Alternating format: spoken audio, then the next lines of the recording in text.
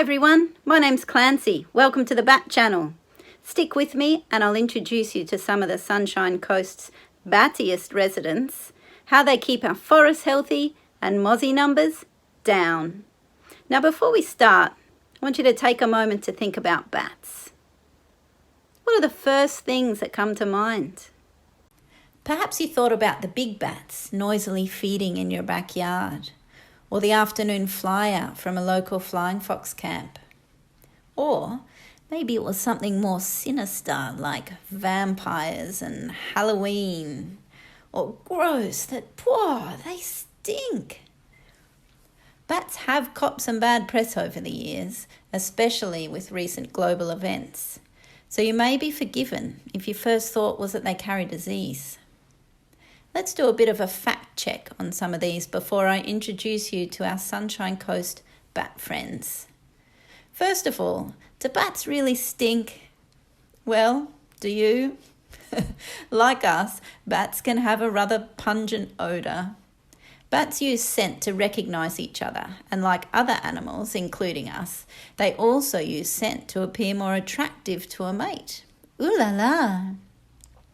Despite the arguable stink, bats are actually quite clean animals, and they spend a lot of their time grooming their fur and keeping their wings in good condition.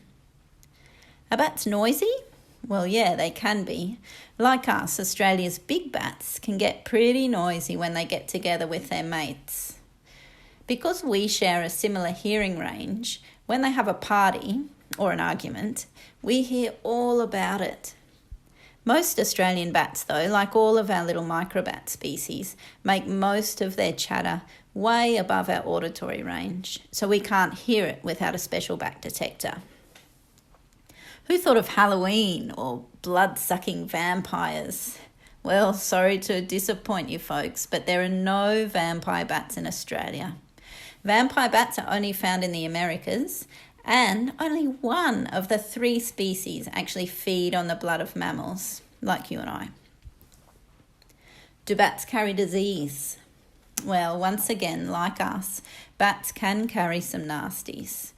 An interesting thing about bats, though, is that they have a super tolerant immune system, and they're able to carry certain diseases without getting sick themselves.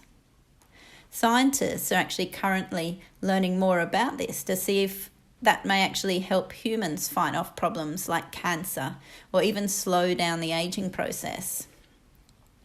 If bats become overly stressed, though, through food shortages or camp disturbance, then they can get sick and, I guess inadvertently, make other animals sick too. Can I get the COVID-19 virus from Australian bats? No.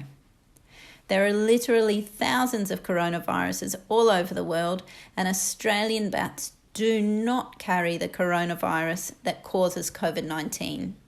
Nor do they carry any closely related coronaviruses associated with past disease transmission from wildlife to people like SARS. It's still not advised to pick up a bat though, as a very small percentage can carry a lyssavirus that can be fatal to humans who are bitten or scratched by a bat and don't receive the appropriate follow-up medical attention. So to put it simply, no touch, no risk. If you don't get scratched, bitten, or consume a bat, you're not going to get sick from one. It's at times like this that it's important to remind ourselves of the essential role bats play in keeping our ecosystem in balance. Both our little bats and the big ones have been part of the Australian landscape for a really long time. Our majestic eucalypt forests, fragrant paperbarks, and many of our bush tucker fruits of the region persist in their current forms due to the pollination and seed dispersal work of our nighttime gardeners, the big flying foxes, fruit and blossom bats of Australia. Interestingly, eucalypts actually produce over 90% of their nectar and pollen at night. Now that ain't for the birds and the bees. This expert pollination and seed dispersal service will play an essential role in the coming months and years in helping to repair much of the bushland that was burnt in the recent bushfires. But that's just the big bats. What about the little ones? You know, the ones that whiz around under street lights or sports field floodlights. What's so special about them? Well, in Australia, little bats specialise in eating insects. In fact, one little bat was recorded eating 1,200 fruit flies in 1 hour. That's like 3 a second. What? Little bats not only save our skin from mozzies, but actually save our farmers millions of dollars in pesticide treatments each year as well. And that's good for us too. If you like bats and live on the Sunshine Coast, well, you're in luck. Southeast Queensland is one of the battiest regions of Australia. We have many of the megabats and about 23 of the smaller microbat species. Let's go meet some of them. Starting with the megabats, most of the big bats you see at night on the Sunshine Coast are flying foxes, either grey-headed, black or little red flying foxes. Our region is also home to 2 more elusive megabats, the tube-nosed fruit bat and eastern blossom bat. Flying fox colonies are often by a river, which they're thought to use for navigation. Given our highly urbanised landscapes, researchers believe that they may actually use the hard edge of a road in the same manner. They've super cute little babies called pups, which are born in the springtime. They'll be carried with their mum until they get too heavy. Then they're left in creches while their mums feed until they're strong enough to take their first flight. Now, without the help of Google, they're forced to learn from their elder bats where to find fruiting and flowering plants throughout the year. This is also why some camps are temporary or get bigger and smaller as bats move around in search of food. Because there are less patches of intact forest than there used to be, many flying foxes are forced into urban areas where there's actually a great range of fruiting and flowering trees.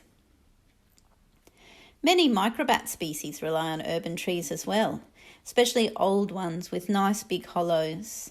And they use these to sleep in during the day and as a safe place to raise their babies or pups. Let's meet some of the Sunshine Coast microbats.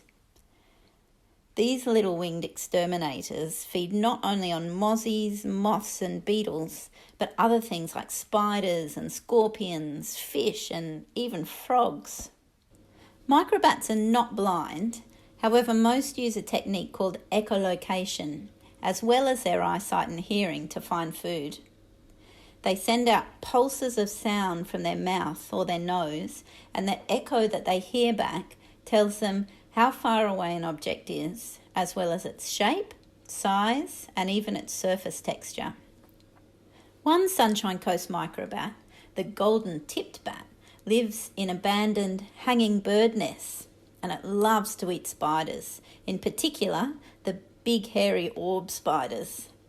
They can masterfully hover in mid-air and simply pluck a spider from its web. Now that's precision. Another bat with a unique feeding habit is the large-footed myotis. As its name suggests, it has big feet, which it uses to drag across the water's surface for aquatic insects and even small fish. Now, have you ever heard of a clever moth? Some local moths are able to detect the pulses of echolocation that bats use to find food and effectively escape becoming someone's dinner. Long-eared bats have come up with a strategy to beat this. They simply use their excellent hearing and eyesight to ambush these clever moths as they fly past. Sadly, we don't have time to meet all the bats here on the Sunshine Coast, but I hope you enjoyed meeting some of my favourites. If you'd like to help bats and keep the insect numbers down in your own backyard, you might like to install a bat box. There's plenty of designs to be found on the internet if you want to make one yourself, or you could purchase a ready-made one from an experienced nest box craft person on the Sunshine Coast. Please remember though that bats sleep during the day, so whether you're moving around a small microbat nest box or a big megabat colony, please keep your noise to a minimum. Oh, and keep your cats in at night. If you find a sick or injured bat, please don't attempt to rescue it yourself. Remember, no touch, no risk. Tell an adult, call your pets inside, and contact one of the Sunshine Coast wildlife rescue groups. They will send a trained and vaccinated person to help you. Thanks for joining me on the Bat Channel to learn a little bit more about our batty friends. The Sunshine Coast just simply wouldn't be the beautiful place that it is today without them.